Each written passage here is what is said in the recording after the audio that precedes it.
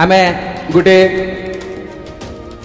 छोटिया सम्मानटे जनाबार लगे व्यवस्थाटे करिछु। मुई अनुरोध करमी आर मोर समस्त गेस्ट माने भी सामना के आसीजे, सबू गेस्ट माने सामना के आसीजे।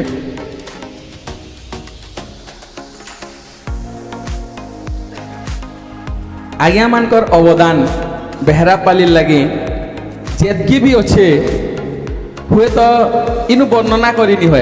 आम समस्ते से सब जिनिस के अनुभव कर सारीछु।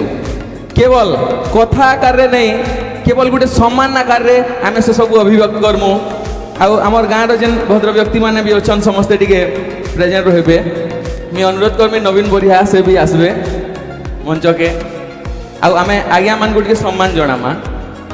आम गोटे छोटिया व्यवस्थाटे करूँ आज्ञा मान को सम्मान जनाबार लगे।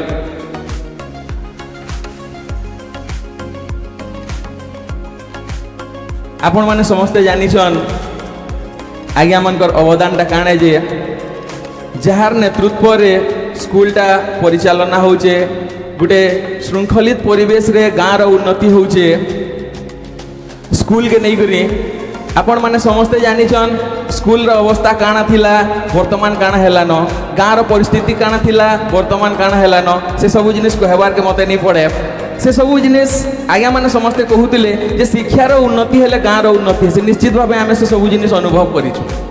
जे प्रकृत रे शिक्षार मूल्य बुझीचे से लोग निश्चित भाव अनुभव करि परिछे जे बेहरापाली रे काना उन्नति हेचे। जेते बेले हमर स्कूल रे समस्ते आसी करी अटेंड करूछु आर स्कूल रो माध्यम रे गाँव रो जेन प्रकार उन्नति होउची आमे सब जानिछु।